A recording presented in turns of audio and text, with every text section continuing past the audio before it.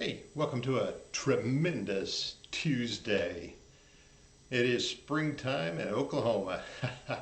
Glad you're here. Come on in. Spend a moment with me in my little world for just a little while today. Glad you're here. You know, we live in an amazing time, don't we? I think about how we are handling things that are going on, the science that takes place around us, medical science, and the advances in technology that take place.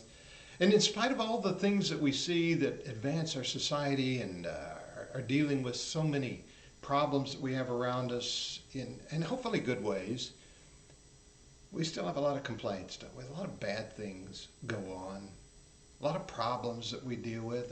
And sometimes you'll hear someone say, that, you know, this is the worst of times, not the best of times, the worst of times, to misquote Dickens a bit. But I want you to think about something. We live in an amazing time.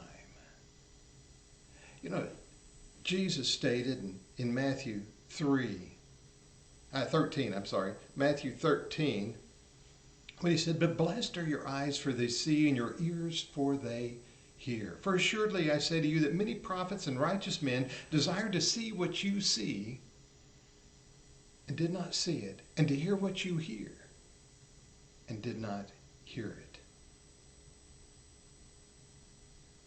When you think about the things that have happened in the last 100 years, and I know most of us haven't been around that long, a few have come close, but most of us haven't been around that long. Many of us haven't known much beyond the 21st century. Now, there are those of us for sure that knew pretty much half of the previous century, and some even more than that.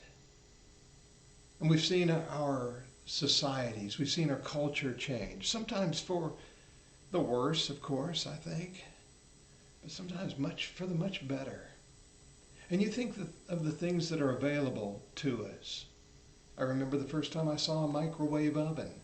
It's been quite a while ago. Amazing contraption that you could heat up a piece of pie in a moment. Or you think about the computers that we have and how everything is so computerized today. And you think about that thing that you carry around in your pocket. Now we're in contact with people, and I don't know whether that's always a good thing, but we're able to be in contact with people just about anywhere at any time. It is an amazing time. And I think it's going to become even more amazing if the Lord allows time to continue. So I'm not complaining about what we have. And while we may abuse it at times, and there may be bad stuff that arises, and we're not going to be so naive to ignore the problems of humanity around us, the hurtful nature that people often inflict on others. But at the same time, how fortunate we are. Especially we're fortunate to be able to look and see the magnificent marvels of God around us that I guess every generation has. But to see them with refreshed and renewed eyes. To know the marvelous message of the Scriptures and have it set before us so easily and so abundantly. To have opportunities to meet and gather with people of a like precious faith, as Peter calls it, and a like precious mind. To share in fellowships with people in comfortable, amazing situations. To have for us the abundance of food and comforts, water, all the things that make our life what it is. If we begin to make our list, the old song that we sometimes sing, "Count your blessings, name them one by one," our list is going to be awfully long.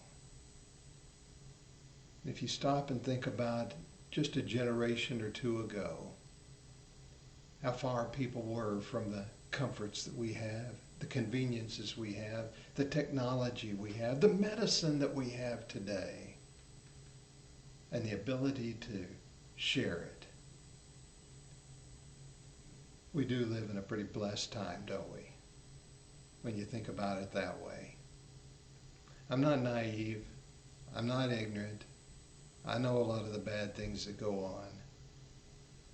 But I know how fortunate and how blessed we are. And if we choose the best in life, we're going to find it gets even better and better and better. Other people would have loved to have lived in this time.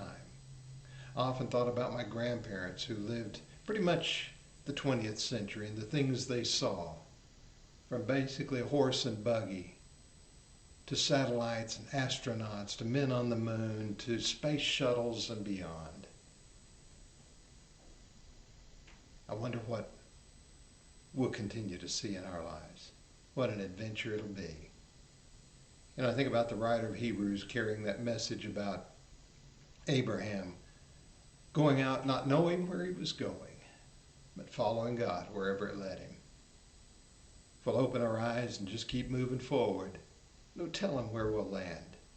But I gotta believe that in spite of the negative things that might be there, we'll find great and abundant blessings and opportunities more than we can even today imagine. Aren't we fortunate? Think about it today. Maybe today is a good day to stop and just say, thank you, Lord, for letting me be a part of this time, for bringing me into this world and this time and this place. Because no doubt about it, we are blessed. Hey, count your blessings a little bit today. And when you get tired of counting them, remember the list could go on and on. Hey, glad you came in with me today and spent a little time. And I hope you truly feel as blessed as you really are. And we'll share some more a little further down the road.